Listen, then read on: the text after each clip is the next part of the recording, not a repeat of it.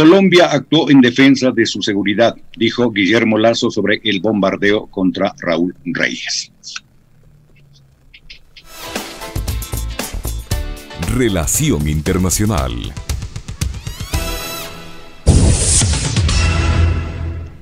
El presidente electo del Ecuador, Guillermo Lasso, visitó Colombia con el propósito de estrechar la cooperación con su homólogo Iván Duque. En este contexto, Guillermo Lasso prometió recuperar el control de la frontera y consideró que el bombardeo contra el cabecilla de las FARC, Raúl Reyes, en territorio ecuatoriano, se hizo en defensa de la seguridad.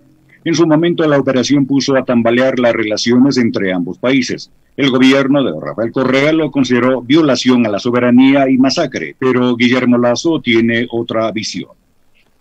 Operativos como el sucedido en el año 2008 son operativos evidentemente que conforman la figura del estado de necesidad. Yo creo que en ningún caso existió el interés del gobierno colombiano en aquel momento de invadir el Ecuador, simplemente de actuar en defensa de su seguridad. En nuestro caso, seré muy claro en que trabajaremos estrechamente con el gobierno colombiano para lograr la seguridad en la región.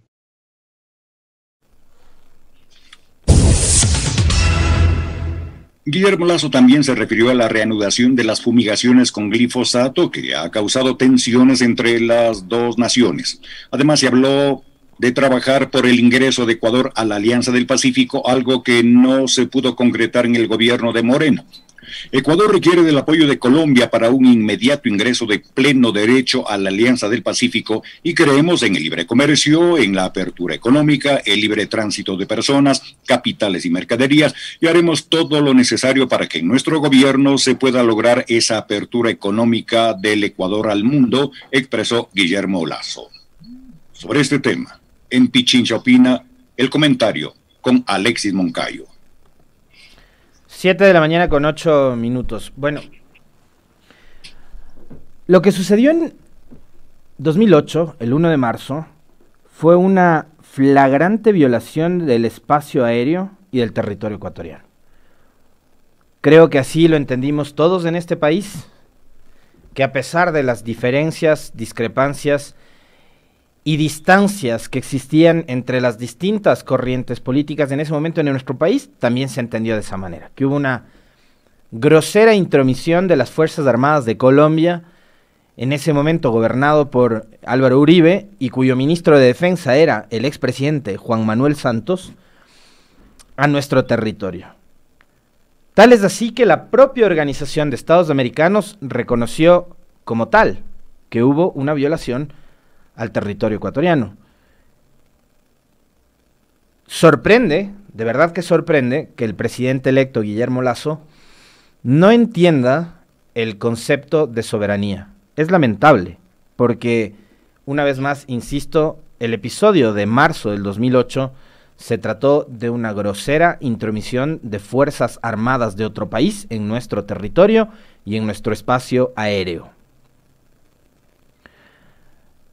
El estado de necesidad del cual habla el señor Guillermo Lasso probablemente hubiera entrado a operar, aquella figura de derecho penal internacional, hubiese podido entrar a operar si es que los trabajos que daban lugar a esa operación en la que se abatió a Raúl Reyes, en ese momento el número 2 de las Fuerzas Armadas Revolucionarias de Colombia, hubiese sido concertado, pactado y planificado con el ejército y el gobierno de Ecuador. Pero resulta que aquella mañana, del 1 de marzo, Álvaro Uribe le llama a Rafael Correa, quien estaba grabando el enlace ciudadano en la Escuela Superior de Policía, Enrique Alberto Gallo, en Puzuquí, a informarle que se había producido y había ocurrido un enfrentamiento en caliente, es decir, que se encontraron las tropas del ejército colombiano con las milicias de las FARC y se abatieron mutuamente. Mentira de Álvaro Uribe Vélez. El presidente de Colombia, cuando llamó a informar a Correa, en ese momento presidente de Ecuador, le mintió, porque habló de un enfrentamiento en caliente. Y esa información traslada a Correa, que estaba grabando en ese momento el Enlace Ciudadano, les insisto una vez más, que empezaba a rodar a las 10 de la mañana, pero Correa lo grabó a las 7, porque ese día me parece que tenía algún viaje, creo que a Cuba se iba Correa, si la memoria no me falla. Y Correa habla de un enfrentamiento caliente, cuando después, en esa época, y fíjense ustedes quién era además ministro de gobierno, Gustavo Larrea y Fernando Bustamante de Seguridad, visitan el lugar, constatan lo que había sucedido, se dan cuenta de que se trató de un bombardeo aéreo. Y claro, después de dicho bombardeo, las tropas del ejército colombiano bajaron al lugar para llevarse el cuerpo de Reyes, que era para Uribe un trofeo.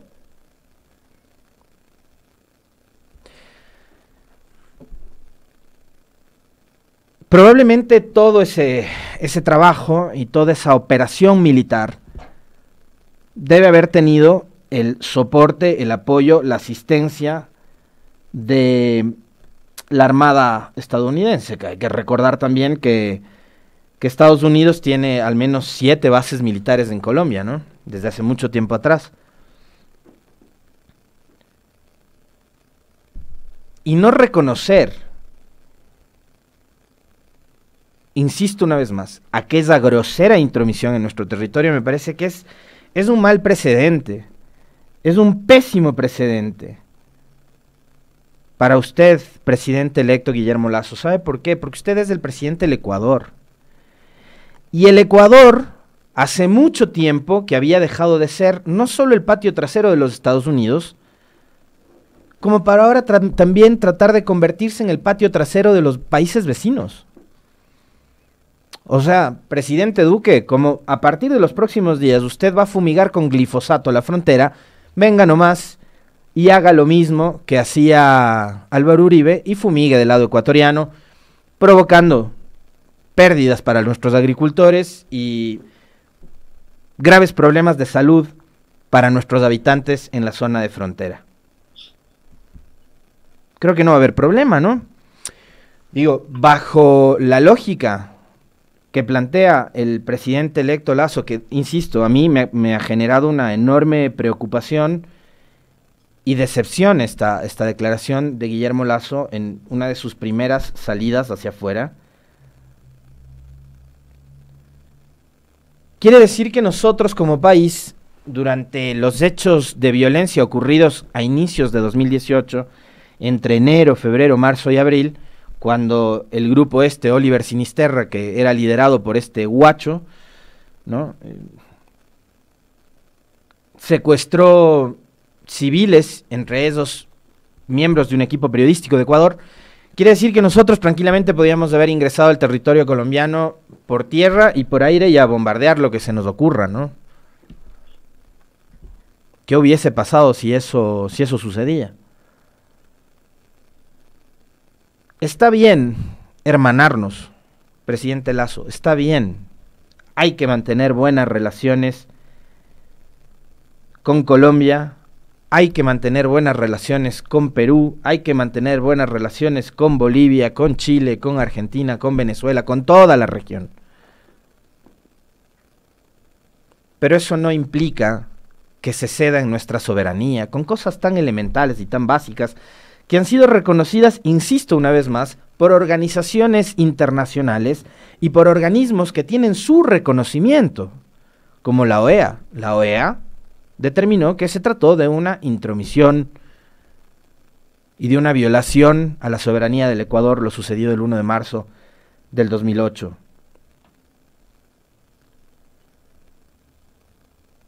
Esta visita a Duque, no sé si también tiene que ver, y mucho, con la participación que tuvo el Estado colombiano a través de su fiscal, por ejemplo, durante la campaña política.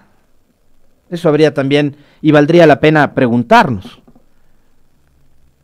porque el fiscal Barbosa estuvo muy activo, fue casi un actor político más durante la campaña, denunciando el supuesto aporte financiero de la campaña de Andrés Arauz, que por cierto ayer ha emitido una serie de alertas a través de una transmisión en sus redes sociales sobre lo que va a suceder el día de hoy. A las 14 horas, el Pleno de la Asamblea ha sido convocado por César Litardo, presidente del Parlamento, para definir ya en segundo debate lo que sucederá con el proyecto de ley mal llamado de defensa de la dolarización.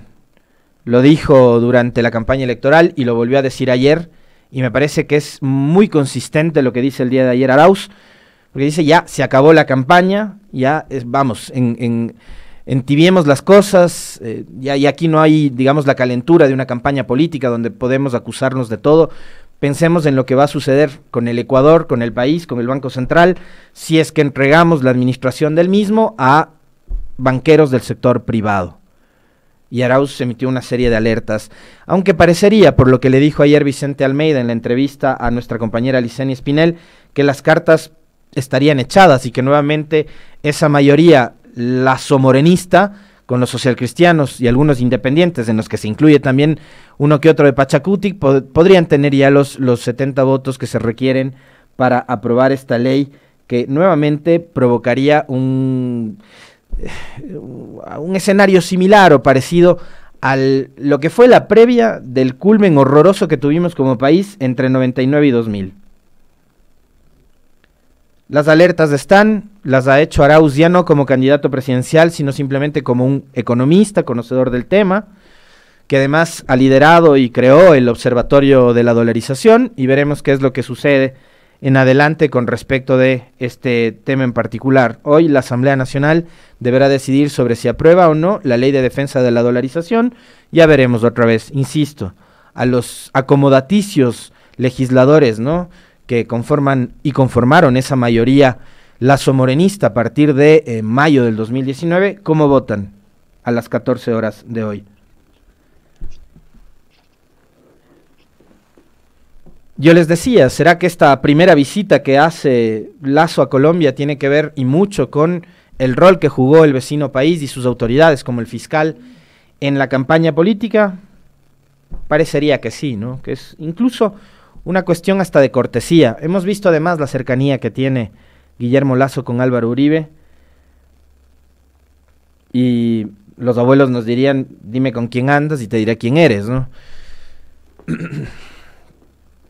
Ojalá y esto no sea, digamos, como que el prólogo de lo que podría ser una mala historia, un mal cuento, un mal relato, un mal final, porque además yo quiero comentar más adelante lo que está sucediendo también con quienes están en el entorno de Guillermo Lasso, porque yo les decía hace un momento, y con esto cierro para dar paso al tema siguiente, que le podemos dar hasta el beneficio de la duda a Lasso, de que es un demócrata y de que quiere hacer lo mejor para todas y todos en este país, gobernar para los 17 millones de ecuatorianos, indistintamente si votamos o no votamos por él, indistintamente si somos o no coincidentes con su línea ideológica. Y gracias, José, por esta precisión.